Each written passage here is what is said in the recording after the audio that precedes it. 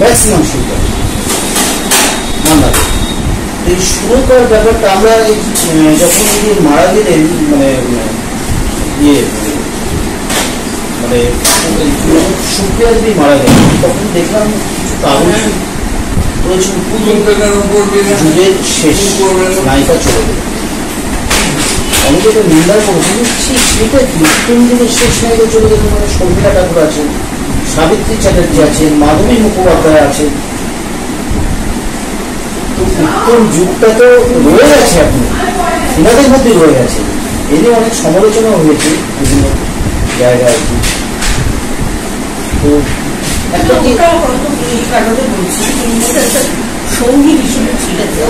সঙ্গী ব্যাপারটা আছে উত্তম যুগের শেষ নায়িকা। আপনি তো তার সাথে অনেক ছবিতে নায়িকা হিসেবে ছিলেন, শর্মিলা ঠাকুর ছিলেন, সাবিত্রী ছিলেন। তো এই যে ব্যাপারটা তো আমরা মানে সব ক্ষেত্রে সেভাবে মূল্যায়ন করতে পারি না।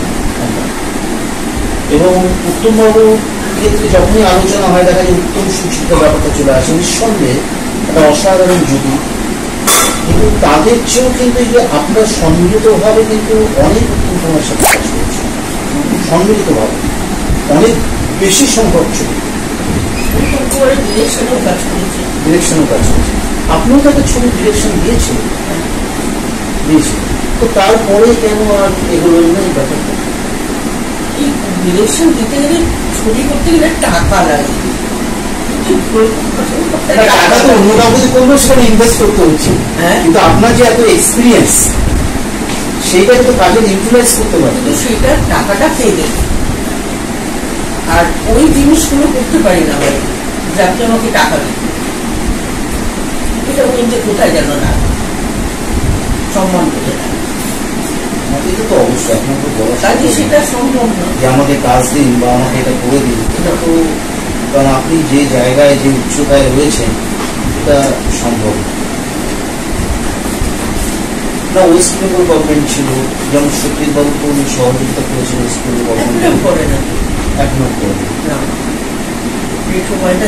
ওনারা তো পথের পাঁচালিটা আটকে গেছিল, নিজের স্ত্রীর গয়না গয়না বন্দুক দিয়ে চলে গেছিল, প্রায় একদম মানে কঠিন অবস্থা, নিঃস্ব হয়ে যাওয়ার অবস্থা। তারপরে তো ওয়েস্ট বেঙ্গল গভর্নমেন্ট এগিয়ে এলো এবং একটা ঐতিহাসিক ওটা মানে প্রথমেই নিয়েছেন পথের পাঁচালি, ভুল ভেবে যে পথের পাঁচালি, পথের উপরে বোধ হয় কোনো ডকুমেন্ট সেরকম কিছু। আমরা ওটা পড়েছিলাম আমি ছোটবেলায়, অচেনার আনন্দ, বিভূতিভূষণ বন্দ্যোপাধ্যায় পথের পাঁচালির একটা অংশ আর পরে সেটাকে মনে। আর উনি নাকি স্কেচ করতেন বলে যে আপনি অভিনয় করবেন, সত্যি করবেন স্কেচ করে রাখতেন কিভাবে কি হবে না হবে, এই ব্যাপারে যদি একটু কিছু বলেন। সেটা ওনার একটা খাতা বলে না, লাল বাঁধানো খাতা, সেরকম একটা থাকতো, তাতে একটা দিকে সমস্ত সংলাপ হারাতানো কি হবে, আর একটা দিকে থাকতো যে কিভাবে সবগুলো ছবিটা আঁকা থাকতো। হ্যাঁ হ্যাঁ, সর্বনাশ করেছে ছবি এঁকে ওটা কি বললো পাশে মানে ডায়লগ গুলো থাকতো, আর তারপর মানে এদিক থেকে থাকতো বলতে থাকতো না, একটা দিকে থাকতো ওই রেখাগুলো, আচ্ছা, আর তার সঙ্গে উপরে থাকতো ওই ছবি কিভাবে কোন শখটা নেবে। আচ্ছা আচ্ছা, এটা প্রতিটা ছবির ক্ষেত্রে দেয় না, তাই করতে। তো এটাও শোনা যায় যে উনি যে ধরন যেভাবে অভিনয় করতেন তাকে 10% করতে পারতেন, সেটাই নাকি একটা অসাধারণ। সত্যিভাবে ভালো অভিনয় করতেন, এটা রবি ঘোষও বলেছেন যে উনার অভিনয় উনি যেটা দেখিয়ে দিচ্ছেন তার যদি 10% করে নিতে পারে সেটাও একটা বিরাট ব্যাপার। সেটা আমি দেখি